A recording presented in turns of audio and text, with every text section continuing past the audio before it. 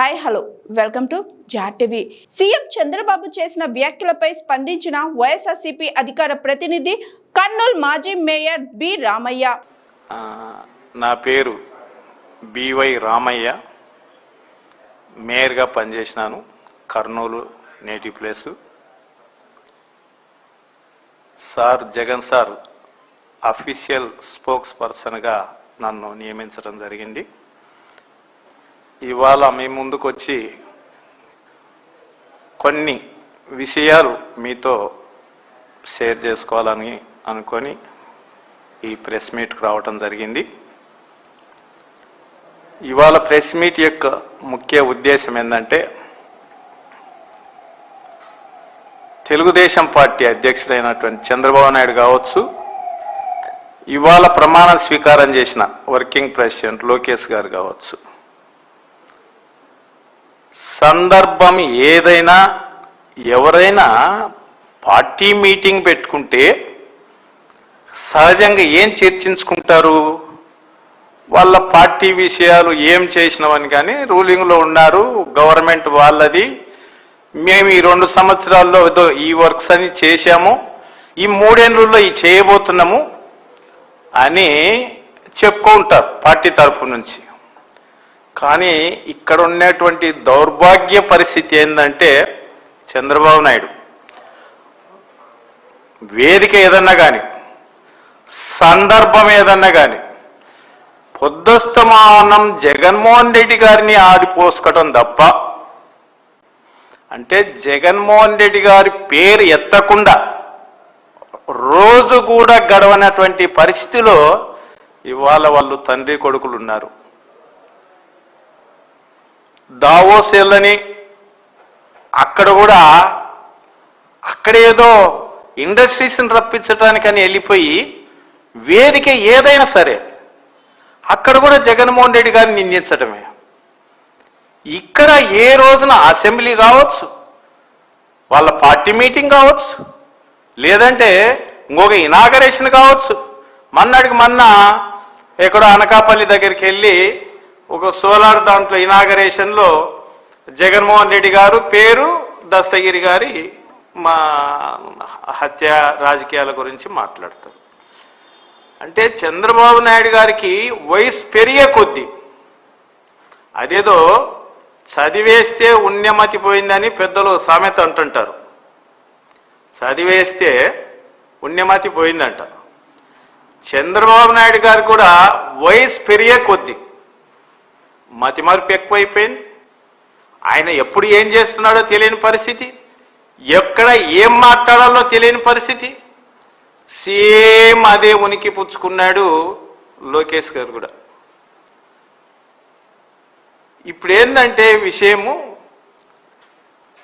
ఈయన మతిమరుపు కావచ్చు, లేకపోతే పిచ్చి పీక్ స్టేజ్కి వెళ్ళిపోయి, అంటే ఆ పబ్లిసిటీ పిచ్చి కావచ్చు, ప్రతిదానికి నేను అనేది ఒకటి డప్పు బజాయించుకోవటం ఆయనే సాటి చంద్రబాబు నాయుడు గారు. ఎందుకంటున్నామంటే, సెల్ ఫోన్ నేనే కనిపెట్టిన అంటాడు, గ్యాస్ నేనే కనిపెట్టిన అంటాడు, హైదరాబాద్ కట్టించింది నేనే అంటాడు. మీకు తెలుసో లేదో, మొన్నటికి మొన్న అనంతపురం వెళ్ళిపోయి ఈ పచ్చదనం రావడానికి నేనే కారణం అంటాడు. ఈ మధ్య ఈ ఎండలకు 10 డిగ్రీల ఉష్ణోగ్రతను నేను తగ్గించగలను అని మాట్లాడతాడు. అంటే పీక్ వెళ్ళిపోయింది, మతిమరుపు బాగా వచ్చేసింది ఆయనకు. చంద్రబాబు నాయుడు గారికి మతిమరుపు బాగా వచ్చేసింది. ఎందుకంటే కొడుకు సమర్థుడు కాదు, ఆ భయం ఒకటి ఉంది. ఆయనకేమో ఏజీ మీన పడిపోయింది, ఎప్పుడు ఏం మాట్లాడతాడో తెలియని పరిస్థితిలో ఉన్నాడు. తుఫాను వస్తే తుఫాను దారి మళ్ళించినా అని చెప్తాడు. అంటే ఏదైనా సరే జనం వింటున్నారు కదా అన్నట్టుగా ఏమి చెప్పడానికైనా పదే కన్నార్పకుండా అబద్ధాలు చెప్పటంలో ఏకైక ప్రపంచంలోనే దిట్ట ఎవరన్నా ఉన్నారంటే అది చంద్రబాబు నాయుడు గారు. ఎన్నైనా అబద్ధాలు మోసాలు ఏమైనా చేస్తాడు, ఏమైనా చెప్తాడు. ఈ సందర్భంగా చాలామంది చాలా రకాలుగా అంటే స్వయాన పిల్లనిచ్చిన మామనే వరెస్ట్ ఫెలో, ఇంతకంటే మోసగాడు, నన్ను మించినటువంటి నటుడు చంద్రబాబు నాయుడు అని చెప్పినటువంటి వ్యక్తి ఎన్టీ రామారావు గారు.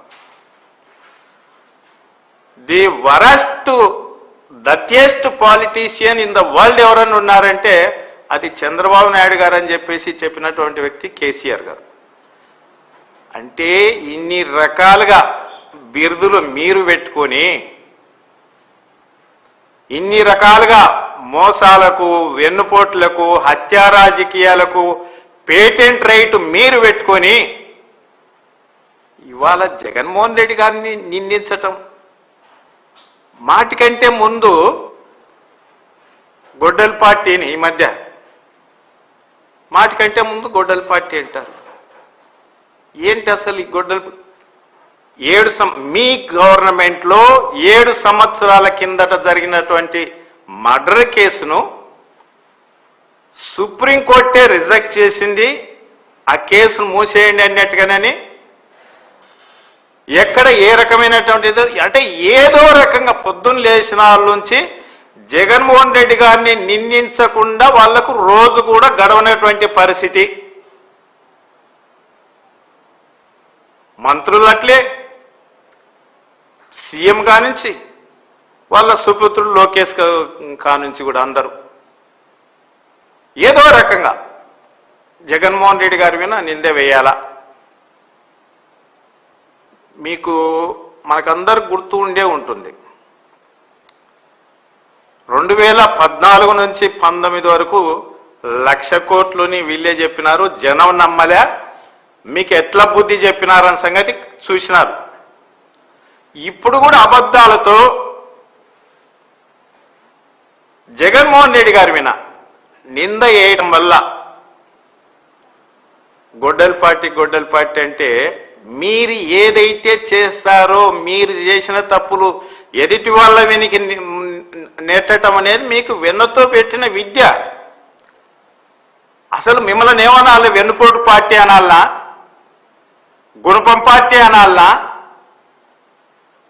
మోసం పార్టీ అనాలనా? అంటే అవన్నీ కూడా మీకు వర్తిస్తాయి, మేము కూడా అనగలం. కానీ మేము అనటానికి మా అధ్యక్షుడు జగన్మోహన్ రెడ్డి గారు మాకు సంస్కారం నేర్పినాడు. ఎక్కడ కూడా అన్ని మీరు చేస్తూ ఇవాళ అయితే రాష్ట్రంలో పోలీస్ వ్యవస్థ అనేది నిర్వీర్యం చేసి పారేసినారు. మీరే దౌర్జన్యాలు చేస్తారు, మీరే దోపిడీలు చేస్తారు, తిరిగి మీరే ఉల్టా కేసు. ఇవాళ సోషల్ మీడియా పైన రకరకాలుగా అంటే మీరు ఏదన్నా చేయలేదు అని నోరు ఎప్పితే చాలు కేసులు అంటున్నారు. సూపర్ 6 నాటకెక్కించినారు, లేదు. ఈ రకమైనటువంటి అంటే మీరు ఏదైతే మా మీద నింద వేయటానికి మీరు ప్రయత్నం చేస్తున్నారో అవన్నీ మీకే వర్తిస్తాయి. ఖచ్చితంగా ఈ రాష్ట్ర ప్రజలు అన్ని గమనిస్తున్నారు. మీకు 2019లో ఏ రకంగా అయితే బుద్ధి చెప్పినారో 29లో కూడా ఖచ్చితంగా అదే రకంగా బుద్ధి చెప్పడానికి ప్రజలు ఇప్పటికే ఎక్కడ కూడా అంటే దేశ చరిత్రలో ఇంత తొందరగా అబాను పాలైనటువంటి ప్రభుత్వం ఏదైనా ఉంది అంటే ఇప్పుడు చంద్రబాబు నాయుడు కూటమి ప్రభుత్వమే. ఇంత వ్యతిరేకతను మూటగట్టుకునేటువంటి ప్రభుత్వం ఏదన్నా ఉందంటే అది ఇప్పుడున్న కూటమి ప్రభుత్వమే. ఎన్ని రకాలుగా అంటే కాదేది అవినీతికి అనర్హం అనే రీతిలో wine, mine, sand, land Telugu Desam నాయకులకు అందరికీ గేట్లు ఎత్తి పారేసినారు. ఈయననేమో అమరావతిని ఎంచుకున్నాడు, మిగతా వాళ్ళకందరికేమో రాష్ట్రాన్ని విచ్చలవిడిగా వదిలేసినారు. చివరికి ఎవరికి కూడా దీంట్లో కూడా మనం అవినీతి చేయొచ్చు అనే రీతిలో డీజిల్ కూడా అవినీతికి పాల్పడినారంటే వీళ్ళ పరకాష్ట ఎక్కడి దాకా పోయిందనే సంగతి అర్థమవుతుంది. లీటర్కి 50 రూపాయలు మిగిలించుకోవటం కొరకు దాంట్లో కూడా ఆంధ్ర రాష్ట్ర 5 కోట్ల మంది ప్రజల యొక్క యోగక్షేమాలు అవసరం లే, కేవలం వాళ్ళకి ఏదైతే లాభం చేకూరుస్తుందో, ఏ దాంట్లో అయితే అవినీతి చేయగలమో, రాష్ట్ర ప్రజలు ఏమన్నా అయిపోని, వ్యవస్థలు ఏమన్నా అయిపోని, మనకు కావాల్సింది అవినీతితో కూడినటువంటి సొమ్ము కావాలా, దేంట్లైనా సరే దోచుక తినడానికి ఏమన్నా దొరుకుతుందా లేదా, దాన్ని ఏమైనా చేయగలగవచ్చు. ఎందుకంటే వాళ్ళకి కావాల్సిన మీడియా ఉంది, తిమ్మిని బొమ్మిని తిమ్మిని చేయడానికి ఏదైనా చేస్తారు. ఆయన అన్నా అనకపోయినా వాళ్ళ విన చర్యలు వీళ్ళ విన చర్యలు అని చెప్పేసి ఈ రకంగా వాళ్ళు ఏమైనా చేయడానికి పొద్దున్న లేచిన నుంచి బాకా ఊదటానికి వాళ్ళ ఎల్లో మీడియా ఉంది కాబట్టి మేము ఏం చేసినా చెల్లుబాటు అవుతుంది అనుకుంటున్నారు. కాబట్టి అది రాబోయే రోజుల్లో ఖచ్చితంగా మా జగన్మోహన్ రెడ్డి సార్ ఎప్పుడూ ఒకటి చెప్తుంటాడు, ఇవాళ మనం ఏ విత్తనం అయితే నాటామో ఖచ్చితంగా అదే వృక్షమై అదే ఫలాలు ఇస్తుంది. ఆ విత్తనానికి సంబంధించినవే ఫలాలు వస్తాయి. కాబట్టి రేపొద్దున మీరు కూడా ఈ శిక్షలు ఇవన్నీ అనుభవించక తప్పదు. ఇప్పటికైనా చంద్రబాబు నాయుడుకి వయసు మళ్ళీపోయింది, వయసుకు తగ్గట్టుగా ప్రవర్తించి ఈ వయసులో మలి వయసులో ఈ వయసులో ఏదన్నా మంచి చేసి మంచి పేరు తెప్పించుకోవడానికి ప్రయత్నం చేయాలి తప్ప ఇప్పుడు కూడా అబద్ధాలతో మోసాలతో, ఎందుకంటే ఇచ్చిన హామీలన్నిటికీ ఎగనామం పెట్టేసి ఎవరన్నా క్వశ్చన్ చేస్తే వాళ్ళని జైల్లో పెట్టేసి వాళ్ళ మీద దౌర్జన్యాలు చేసి ఈ రకమైనటువంటి మానకాల తర్వాత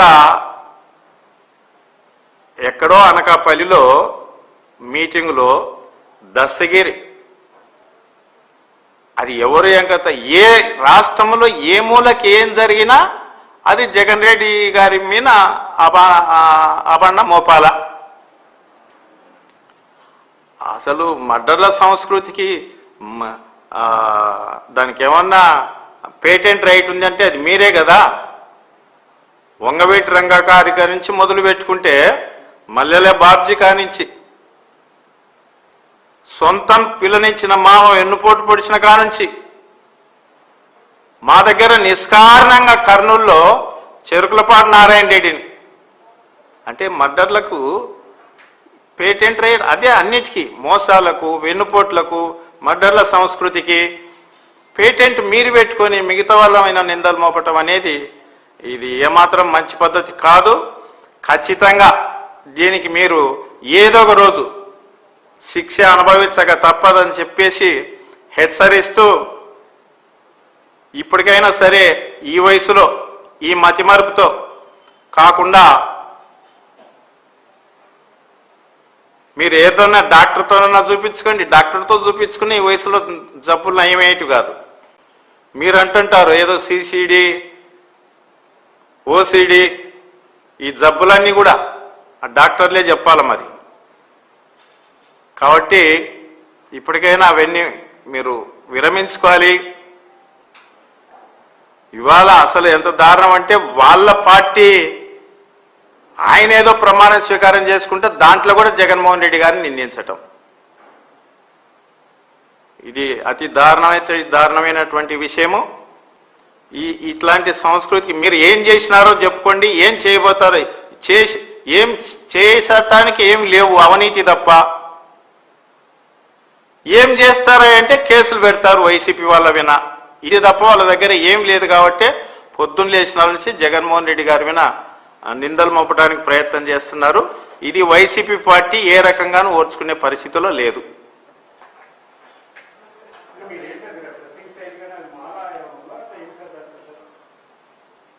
ఇది ఏంటంటే ఒక నిమిషంలో చెప్పాలి అంటే జగన్మోహన్ రెడ్డి గారు